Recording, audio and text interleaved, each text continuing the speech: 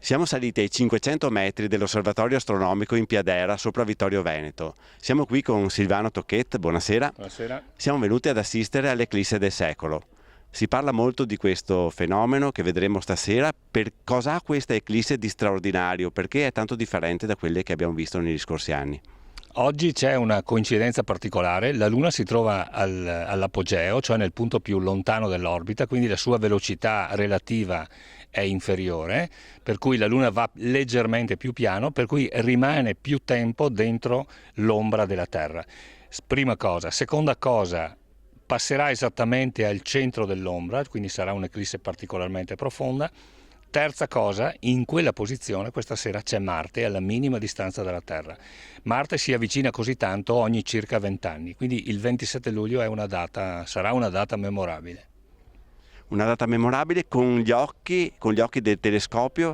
In particolare cosa vedremo? Vedremo una luna rossa, vedremo un Marte sullo sfondo. Allora, non è che la Luna piena e l'eclisse di Luna sia un oggetto tipicamente telescopico. Noi però, col grande telescopio da 60 cm che abbiamo qui dietro, che normalmente osservando la Luna si rimarrebbe completamente accecati, tenteremo di guardare anche la Luna rossa, vedendo i dettagli che di solito non si vedono.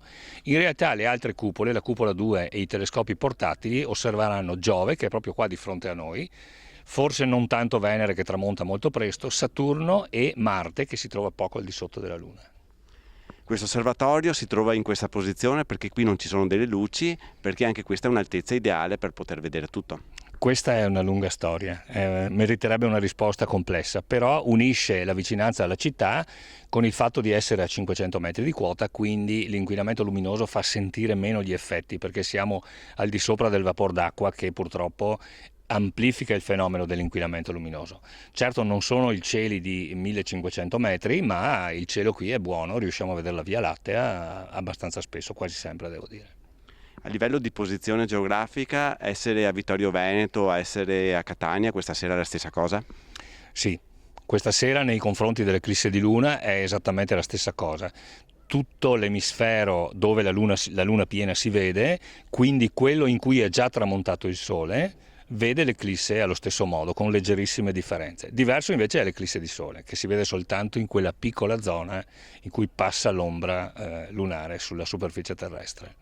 Noi la ringraziamo, non resta che puntare i telescopi e gli occhi verso il cielo e goderci questo spettacolo. Grazie. Sicuramente sarà uno spettacolo, credo, indimenticabile. Speriamo vada tutto bene. Grazie mille. Grazie a voi e buona serata.